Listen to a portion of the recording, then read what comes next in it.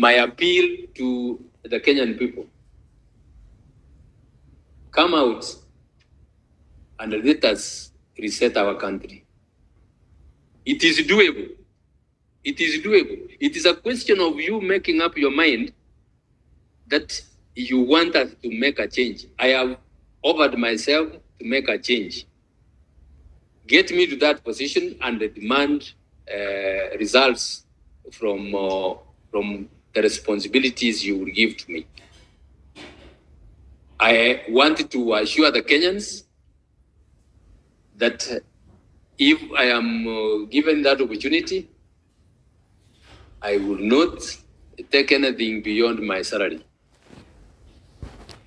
I will not allow members of my family to do business with the government. What I'm saying, let us set our country.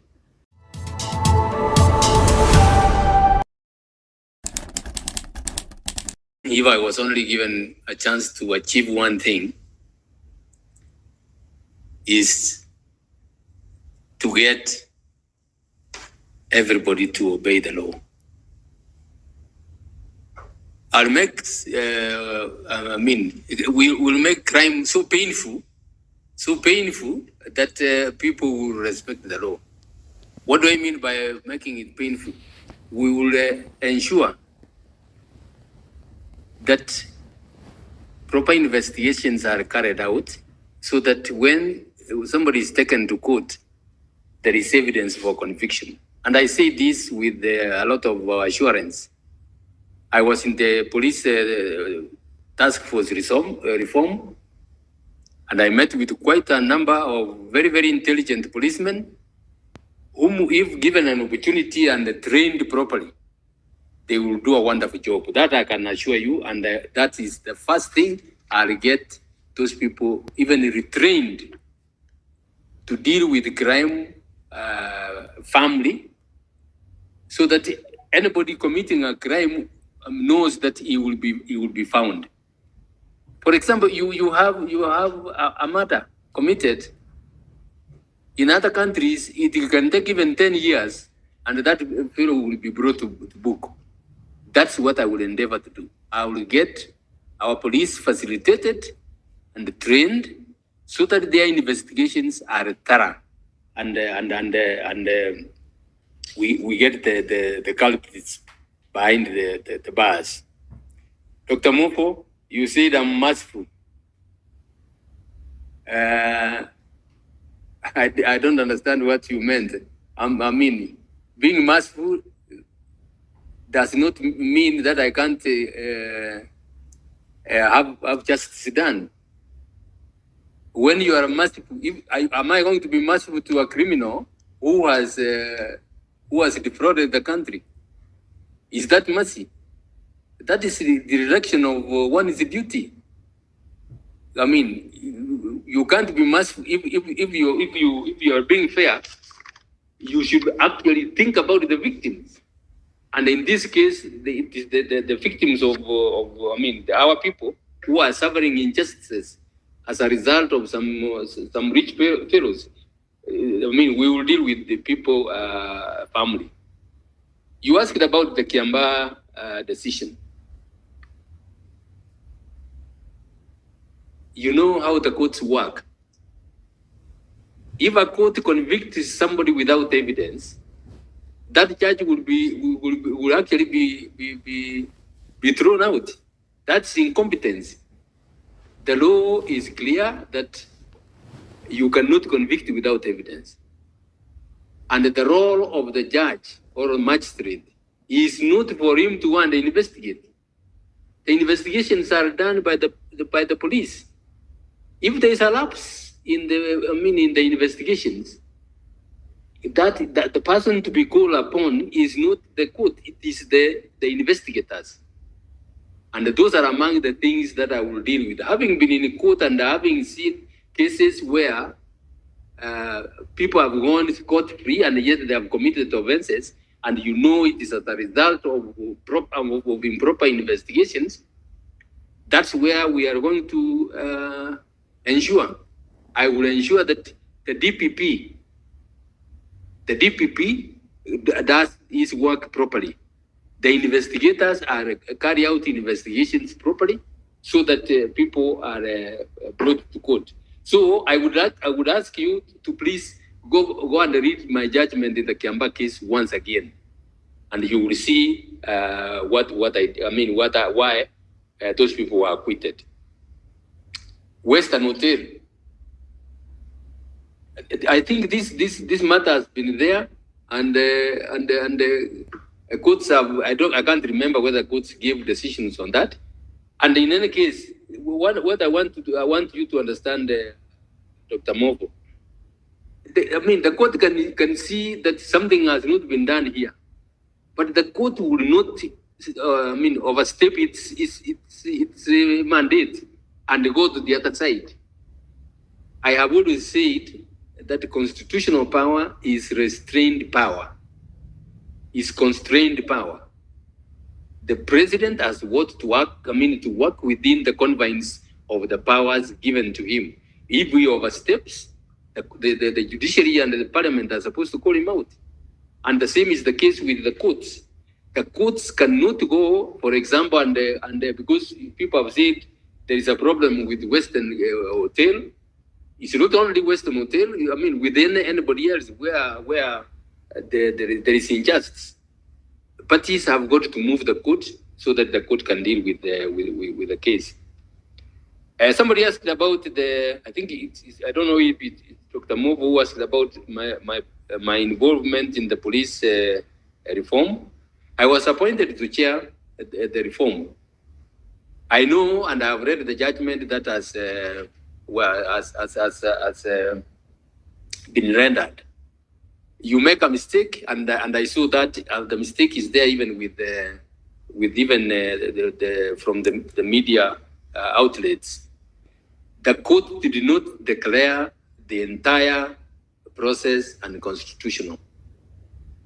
The court only declared one aspect of police welfare and the terms of employment. If you read the judgment, you will see that the task force used up the powers of the Police Service Commission. National Police Service Commission. You need to read our report, and you will see that we didn't overstep. The law gives the commission powers to execute the task force did not overstep that. And in any case, since the matter is in court, I just want to leave it at that. But I wanted to tell you that you need to read the report. You need to see the several recommendations we made there, and some of them have already been implemented, and the police are happy. As far as I'm concerned, we did what we were required to do, and we did not act unconstitutionally. That will be dealt with by the Court of Appeal. You said that we didn't take action against senior police officers. Please read the report again. We even sent home, recommended the sending home of the Police Service Commission, because it failed to do what it was supposed to do. So look at the report so that you get the whole picture of what we did in that commission.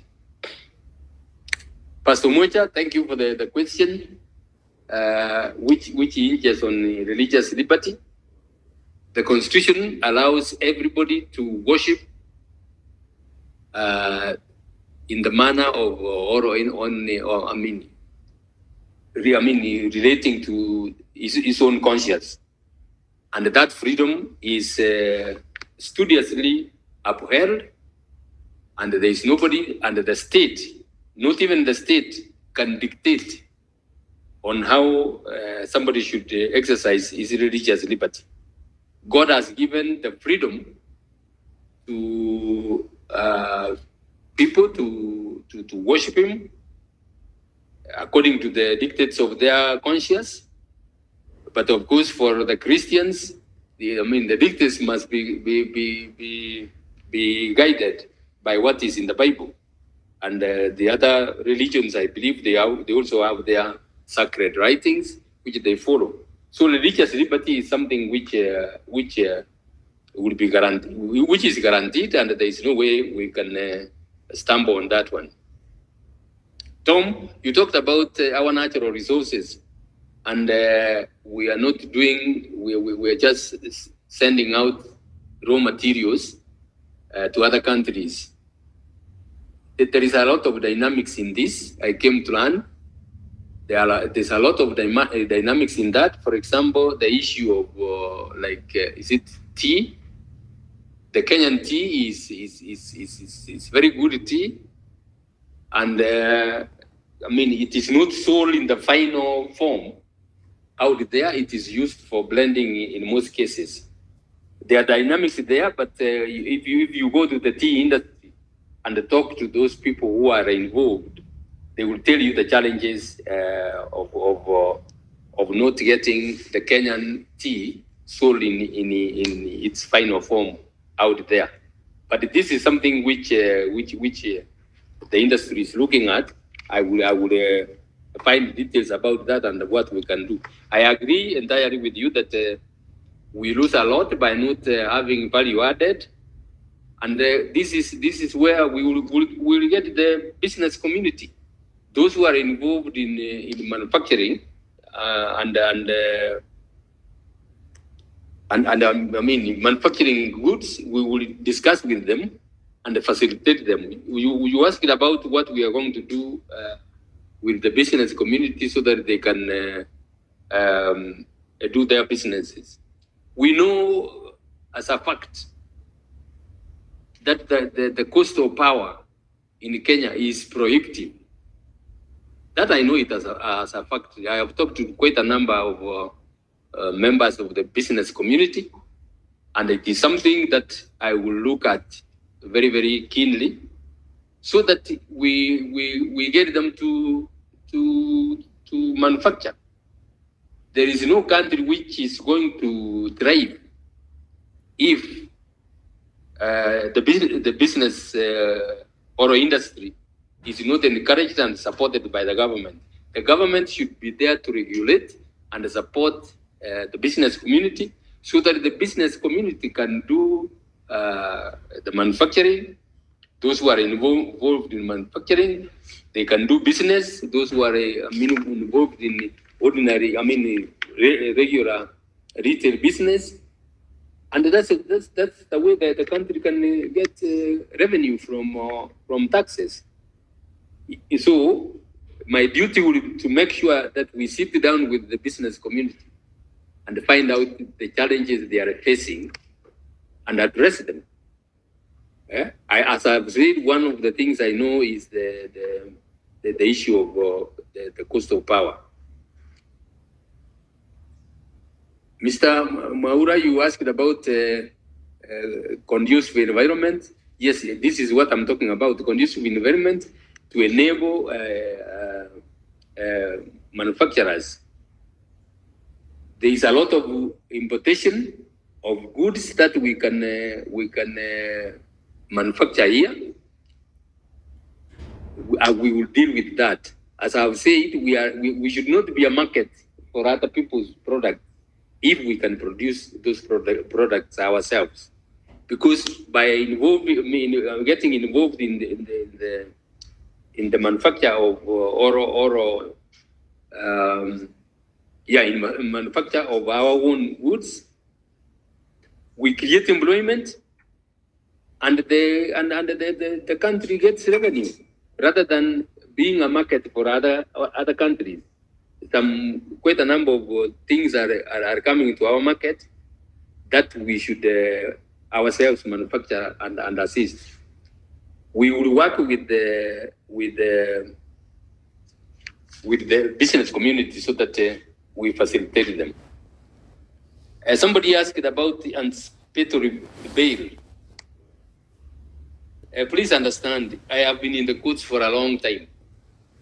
I was in the courts for a long time. Anticipatory bail is not granted willy-nilly by the courts. Although, I mean, sometimes when it involves a rich person, some people think it has been given willy-nilly. Go back to the history of this country. There are times when the executive used to be even malicious, bring charges against, I mean, if it's a political rival, get him to be charged so that you get him out of the way. That's how this anticipatory bail came about. So it is looked at, and normally there are cases, even somebody who has been given anticipatory bail eventually gets convicted. So it is not that it is given to the rich. No. It is given to all those who apply, and of course satisfy the court that they deserve it. You also asked about why I participated in the election. I don't understand. After nullification of the election, the 2017 election, the judges, the majority of the judges of the Supreme Court directed that another election be held in accordance with the law. That election required people to go and vote. If I didn't vote, I would, it's like I would give an order that I was not myself obeying. So we went and voted. You know very well that in the second election, it was boycotted. And as a result, somebody won. So the issue you took with me is why I participated in the election. I could not give an order and be the first one to disobey it. Jabunj, you are asking what is the first executive order I will give. My first executive order is to examine the odious debt and find out how much it is and what it is and be able to deal with it. Otieno Willis, you asked about the election date. In all fairness, and as a judicial officer, I don't want to comment on a matter that is pending before court. It is not right. The case is already filed in court on that. I will not comment on a matter that is pending in court. I think is it Enoch who asked about what I would also do? Yes. I mean, what the current he was talking about the current mistakes and the past regime's mistakes. How will you correct those? What are the specific issues that you see? If you had my remarks, thank you, Mr. Gon. If you had my remarks from the beginning, the greatest or the greatest amount of funds taken out through corruption means are through budgeted corruption. Budgeted corruption. You have projects where money is paid like 3-4 times the value of what the people get.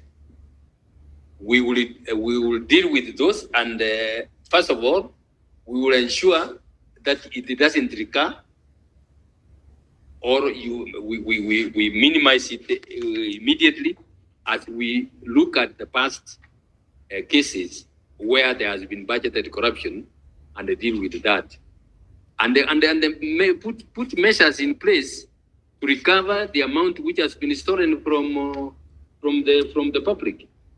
We will want to make a very, very strong statement that where we have evidence you cannot go scot-free when you have looted from the public. You are coming around with flaunting looted funding that have cripple our institutions. Yeah? Schools are closed because they have no funding, and it's because somebody has taken the entire budget for himself. So those are among the things I would address.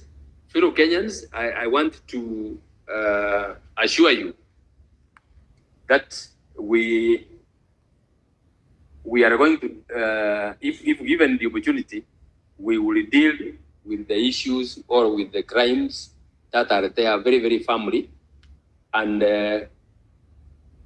make a statement so that we can reset our country back to where it should be. We want everybody to follow the constitution. We want fairness to be given to everyone, irrespective of his station in life, so that we restore our country to where it should be. If we leave our country to go on the way we are going on, we are going to run into very, very serious trouble. So we need to come together, deal with the issues that are there. If you give me an opportunity to do that, I'm not telling you I am going to deal with the issues myself, all the issues. It is to get competent people in the right places. Give them the freedom. Give them the confidence they require, and allow them to exercise the duties of the offices that they have been given. I can only interfere with somebody if he is not performing his duties. If he is not performing his duties. But if he is performing his duties and performing it well, in fact, I will go out of my way not even going out of the way. It is my duty to affirm him so that he can continue to do well. If you give that, and quite a number of Kenyans who are diligent people and who are ready to serve the country, give them an opportunity and demand accountability from them. Somebody, I've been reminded that there is one question I didn't answer, whether I am anybody's project. I don't want to tell you yes or no. Ladies and gentlemen, I want you to watch this space. Watch this space and make up your own mind whether or not I am anybody's project. When you watch it keenly and you see what I will do, you will find out that I am the Kenyan people's project. That will come out on its own. But I don't want to tell you, so that because if I tell you I'm not anybody's project, you will begin arguing other things. I leave that to you. You make your own conclusions when you have watched this space. I think that is all. I want to thank you, Wanagondi, Abdi, and Dr. Milton, for the opportunity that you have given me to talk to the Kenyan people. We will seek to talk to them again. Please allow us to come back when the opportunity allows, so that we can talk to the Kenyan people. My appeal to the Kenyan people: come out and let us reset our country. It is doable. It is doable. It is a question of you making up your mind that you want us to make a change. I have offered myself to make a change. Get me to that position and demand results from the responsibilities you will give to me. I want to assure the Kenyans that if I am given that opportunity, I will not take anything beyond my salary. I will not allow members of my family to do business with the government. I will not allow my friends, including you, Mr. Gondi and the others, and even those who will be working with me Utake nikula kidogo. Gavana, you will be there with the others. That's what I'm saying. Let us set our country. If you buy the idea, let us work together and reset our country. Given the opportunity, I'm ready. You have said that business, politics is mucky. I am prepared for that mucky position. If only I can make a change for this country, it will be my greatest pressure. I was in the judiciary. I was abused left, right, and center. But at the end of the day, the Kenyans stood with me, and I completed my term. If I'm going to go through this, I know I have been warned, and I am not naive. I am going to go through murky waters, but I am prepared for that, for the sake of this country. And that will be the greatest joy of my life if I would I will reset this country so that we have the rule of law governing everybody, and everybody obeying and respecting the rights of the others, particularly the weak ones. Thank you very much for the opportunity, and I want to thank the viewers, the listeners, and those who have participated. Please let us participate, make even comments, and let us all come together and see how we can reset our country. We cannot allow our country to be ruled by cartels who are there to milk the ordinary people, and they do not care a damn about what happens to them. We are the ones allowing them. If we can stand up and vote against them, they will have no way. And I've assured you that if I come to power, I will deal with them firmly.